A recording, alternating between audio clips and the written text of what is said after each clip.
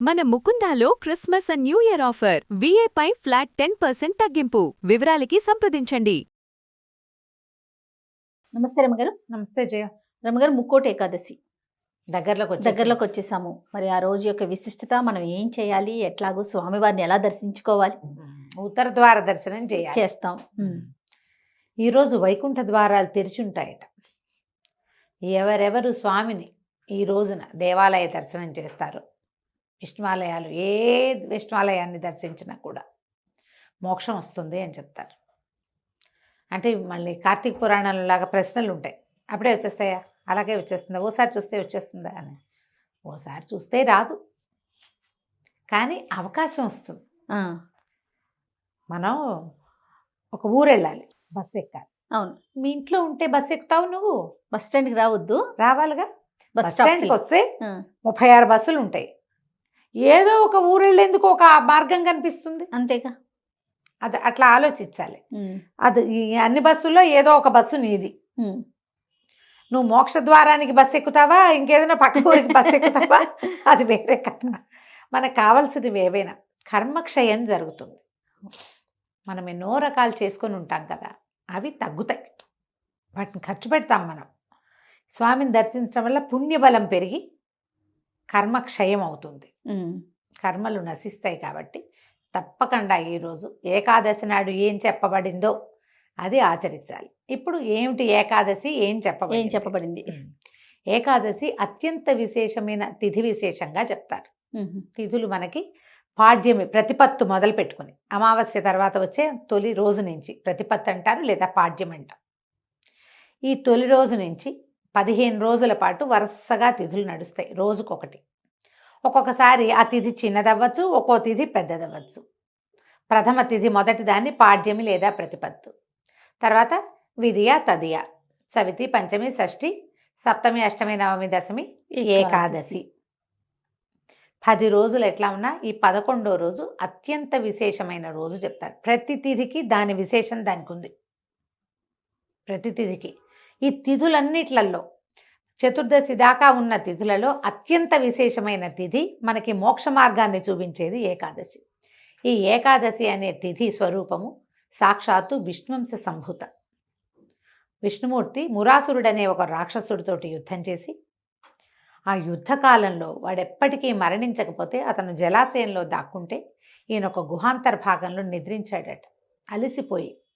విష్ణువు కూడా అలసట ఉంటుందంటే ఉంటుంది, జగన్నియామకుడైతే మాత్రం ఆయనకు అలసట ఉండదు అనుకోవడానికి వీలు లేదుగా. ఏదో కారణంతో అలసిపోయాడు. ఆయనకు ఒక ఇంత విశ్రాంతి తీసుకుంటుంటే ఆ మురాసురుడు నీటిలోంచి వచ్చేసి గుహాంతర్ భాగంలోకి ప్రవేశించి విష్ణువు మీదకి ఆయుధం ఎత్తాడు. అయితే ఈ నిద్రలో ఉన్నటువంటి విష్ణుమూర్తి శరీరంలోంచి ఆయన యొక్క అంశాస్వరూపం, ఒక కళ ఆయనలోంచి, విష్ణు కళ ఒకటి బయటకు వచ్చి మురాసురుణ్ణి సంహరించి, ఆ వచ్చిన కళ స్త్రీ స్వరూపంలో ఉంది, ఒక కన్యకా స్వరూపంలో. తనలోంచి బయలువడినటువంటి ఆ విష్ణు కళకి ఏకాదశి నామధేయం చేశాడు విష్ణువు. ఆయనకి అత్యంత ప్రీతిపాత్రమైన తిథి స్వరూపాన్ని ఇచ్చాడు. దానికి రోజులలో, మానవులు గణించేటువంటి రోజులలో ఒక రోజు నీది.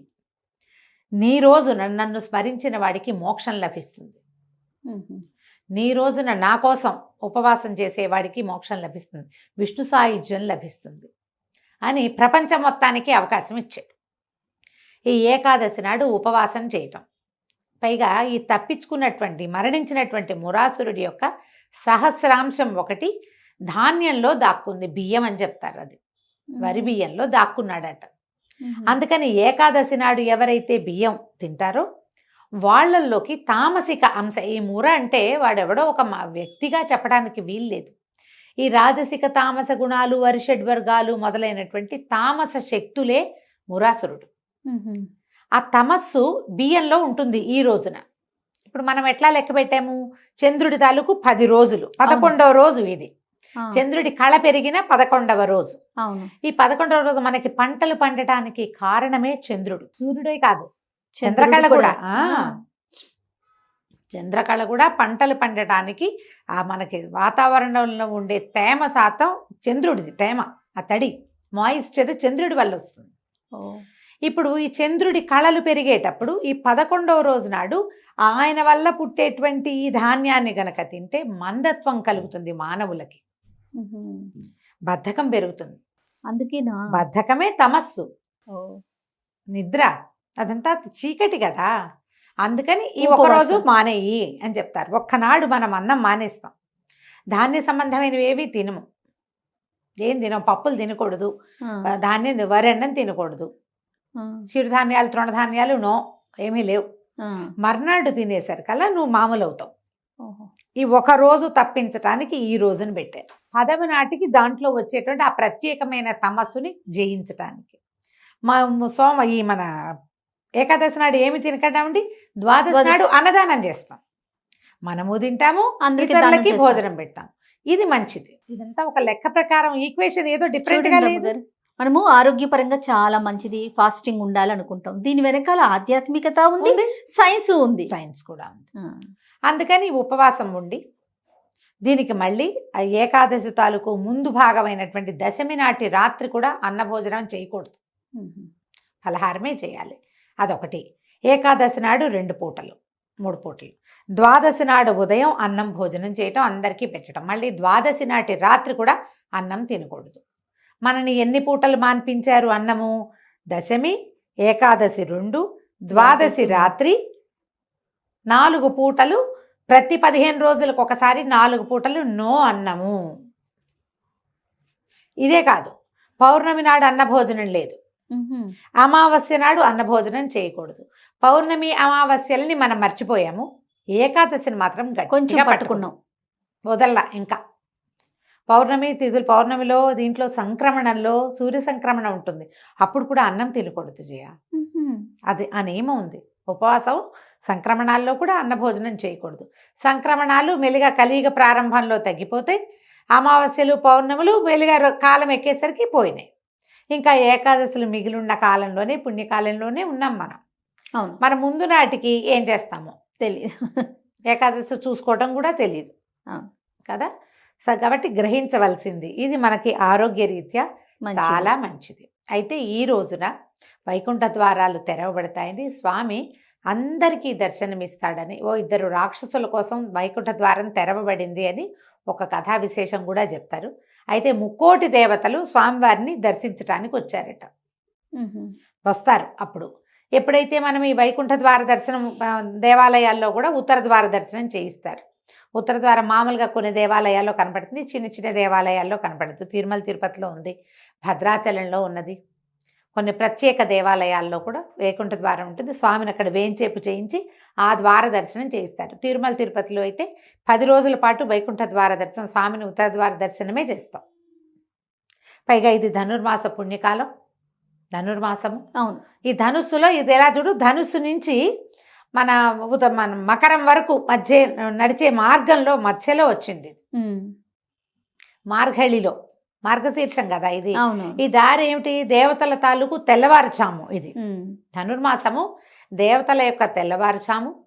వాళ్ళు లేచేది ఎప్పుడు? పూర్తిగా మకర సంక్రమణానికి. ఉమ్. సంక్రమణానికి దగ్గరయ్యే కాలంలోనే మనకి ఇది ఇంచుమించుగా వస్తుంది, అంతే కదా లెక్క. అవును, అవును.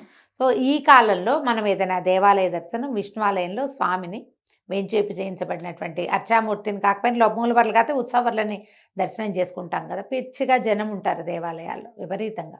అయినా కూడా ఒక్కసారి దర్శనం చేసుకుని ఈరోజు ఆయనదని జ్ఞప్తి పెట్టుకుని, పైగా ఈ 3,000,000 ఏకాదశి నాడు కనుక ఉపవాసం చేస్తే 3,000,000 ఏకాదశులు ఉపవాసం చేసిన ఫలితం లభిస్తుందట. అదొక పాయింట్ చెప్తారు. ఉమ్. మనం ఇప్పటిదాకా చేయము. మనకి మధ్య సంవత్సరం అంతా ఉన్నాయి కదా, నెలకి 2 చొప్పున 24 ఏకాదశులు వస్తాయి మనకి. సంవత్సరం అంతా, సంవత్సరం అంతా కలిపి నెలకి 2 కదా, అంతే కదా. 12 రోజులు 24. ఈ ఒక్కటి చేస్తే మిగిలిన 23 సార్లు చేసిన ఫలితం కూడా లభిస్తుంది. శనివారం కూడా కలిసి వస్తే మరింత విశేషం అని చెప్తారు. శనివారం విష్ణు వారంగా చెప్పుకుంటాం కదా, వెంకటేశ్వర స్వామి వారికి శనివారాలే మన ఉపవాసం. అవును, అవును. ఇప్పుడు ఇలాంటప్పుడు ఉపవాసం ఉండి శివాలయానికి వెళ్ళినా కూడా ఫలితం లభిస్తామా, అందులో ఏ అనుమానము లేదు. ఉత్తర ద్వారంలో స్వామి ప్రత్యేకంగా వేంచేసి ఉంటాడు కాబట్టి వేంచేసి ఉన్న సమయంలో చూడగలిగితే మహత్తరంగా ఉంటుంది.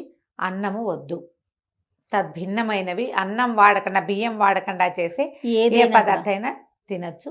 ఫ్రెష్ పళ్ళు తినచ్చు, పాలు, పాల సంబంధమైనవి తీసుకోవచ్చు.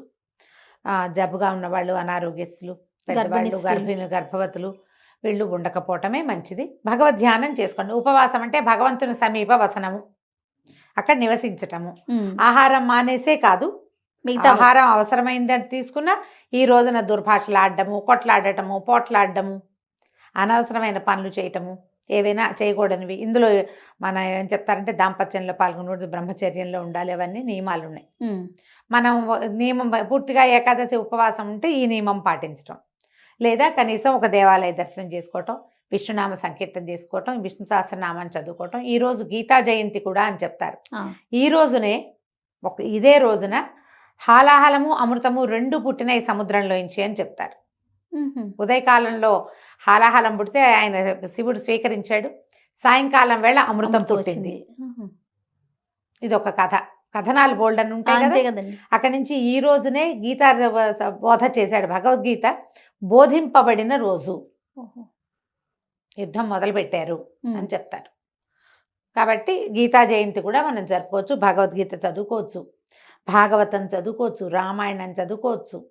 ఏదైనా సరే భగవంతునికి గుణకథనం చేసేటువంటి ఏ కథా విశేషాన్నైనా వినచ్చు, చదువుకోవచ్చు, చెప్పచ్చు, స్తోత్రపారాయణ చేసుకోవచ్చు, విష్ణునామ సంకీర్తన, హరే రామ రామ రామ హరే హరే, హరే కృష్ణ కృష్ణ కృష్ణ హరే హరే. ఈ ఒక్కటైనా రోజంతా అనుకోండి, ఖాళీగా ఉన్నప్పుడు స్మరించుకోవటము.